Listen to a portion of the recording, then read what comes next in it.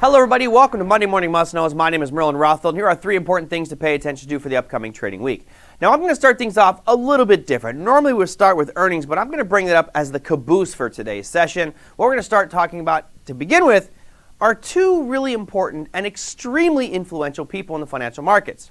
Now back when I was on the floor in the late 1990s, there was a guy named Alan Greenspan, who was this old curmudgeon of a central banker who just shuffled across the streets looking all grumpy going to these FOMC meeting minutes.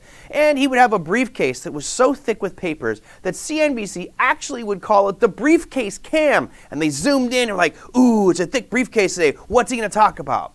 Well, the point was, it put all this attention on one public figure, and his influence on the financial markets was so extreme that news outlets focused on his briefcase to give us an idea of what on earth was going on with Fed funds rate. Well, as we know right now, the Fed funds rate is really in question, and Jerome Powell is our Alan Greenspan of today. He is one who can be a mover and shaker of financial markets.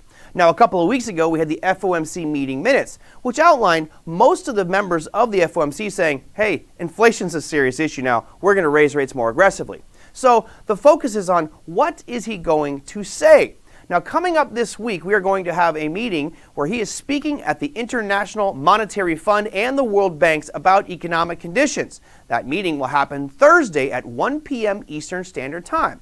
Now again, this is important because any little word that comes out of his mouth can create big moves up, big moves down.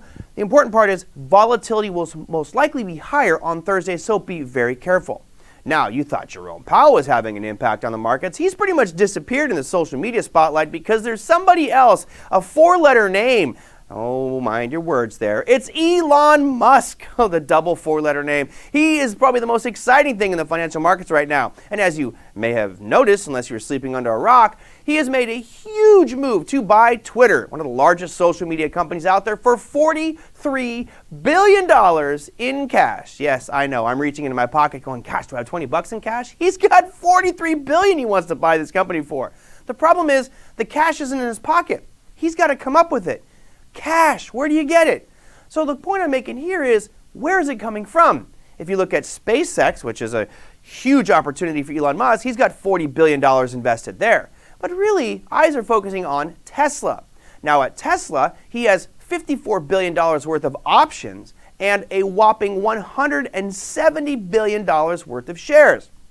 So, where's he going to get this money?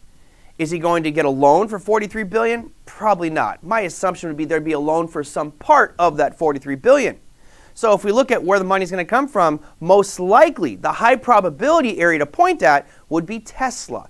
He's got that $170 billion worth of shares, and if he decides to unload some of that over the next week or 2 to come up with capital, then we could see some pretty significant moves in Tesla.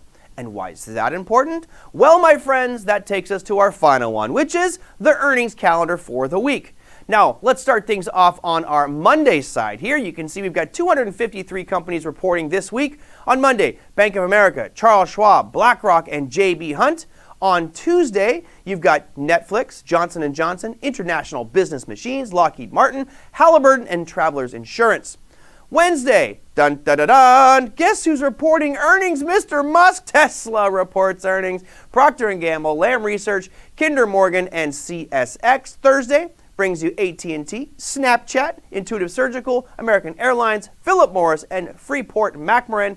And finally, as I'm out of breath and excitement, Friday brings us Verizon, Schlumberger, American Express, Kinder Morgan, and Newmont Mining. Now, as you can see, we saved this one for last because Elon Musk is in a situation where if they do accept, and honestly, if you're a shareholder and the share price is $44 and someone offers you $54, you're probably going to take it. I know I would. I'm going to get a nice 20-25% pop in my shares just because Elon Musk wants to buy it. I'll make it rain selling all my shares to you.